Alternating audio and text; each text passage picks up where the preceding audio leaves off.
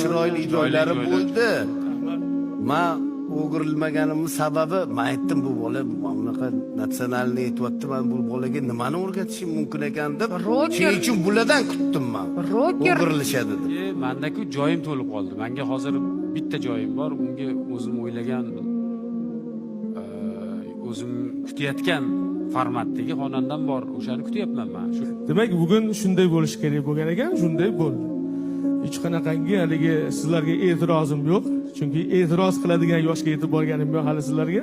Xudo xolasa bir 10 yillardan keyin gaplashamiz sizlar. Mashhurga! Otabek Muhammadzohid uchun mavsum hiti qaysi qo'shiq bo'ldi? Siz uchun? Men uchun Mashhurbekniki juda yoqdi menga. Siqilma, hozir trend bo'ldi. Mashhurbekka